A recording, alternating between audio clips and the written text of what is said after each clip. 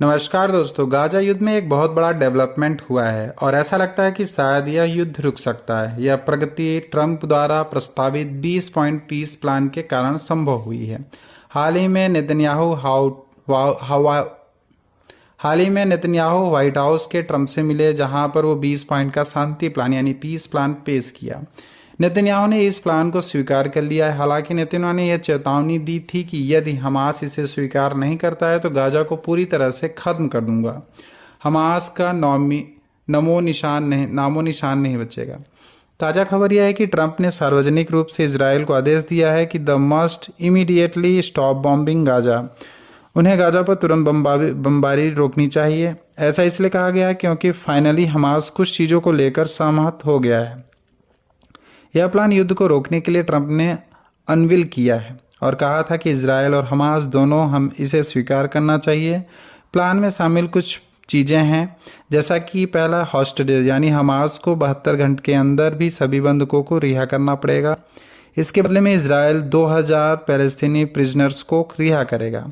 Hamas को अपने सारे हथियार डालने पड़ेंगे। मिलिट्री एंड इंफ्रास्ट्रक्चर को डिसमेंटल करना पड़ेगा। गाजा के अंदर बनाए गए सारे टनल्स को खत्म किया जाएगा।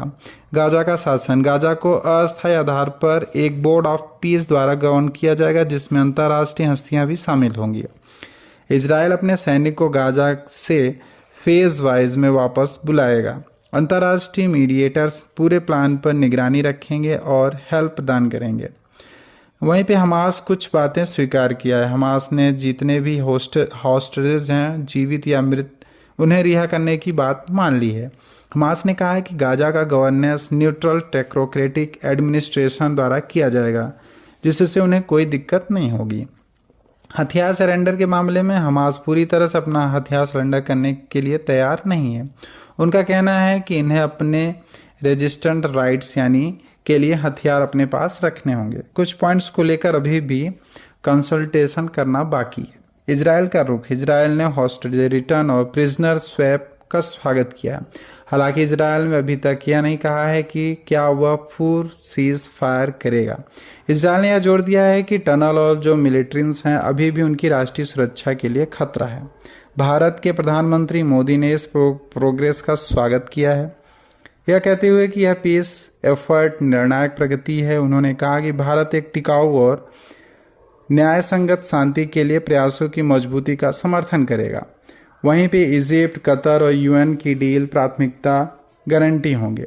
गाजा ने इस समय भीषण मानव संकट यानी सेवरल ह्यूमैनिटरी क्राइसिस से जूझ रहा है, जिसमें इंफ्रास्ट्रक्चर का पतन, भोजन की कमी और मेडिकल इमरजेंसी जैसे बड़े बड़े डिस्प्लेसमेंट शामिल हैं।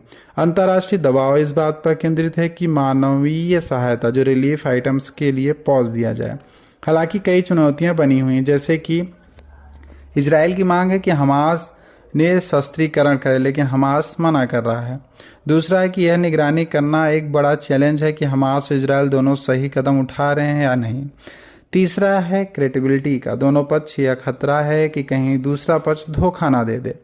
इन सब के बीच पाकिस्तान ने एक बड़ा यू टर्न लिया है। पाकिस्तान के प्रधानमंत्री शरीफ ने शुरुआत में ट्रंप के 20 पॉइंट पीस प्लान की तारीफ की और उसे स्वीकार किया, लेकिन पाकिस्तान ने इस रुख को काफ़ी आलोचना हुई, क्योंकि उनका वर्षों से एक ही स्टैंड रहा है कि वे फ़लस्तीनी और हमास के साथ रहे हैं, जबकि यह प्लान हमास के आत्मसमर्पण की बात करता है।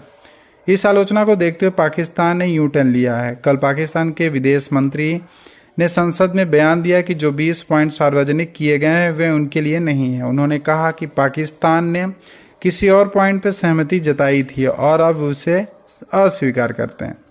सीज फायर हो जाए, स्टोरेज का आदान प्रदान हो, एक कॉरिडोर खुल जाए और इजिप्ट, कतर, यूएन काफ़ी निगरानी करेंगे। हॉस्टेज का एक्सचेंज कुछ ऐड दिया जाएगा, लेकिन गाजा में कहीं ना कहीं युद्ध जारी रहे, बातचीत पूरी तरह रुक जाए या विफल हो जाए, जिसके बाद नेतन्याहू चेतावनी के अनुसार फुल एंड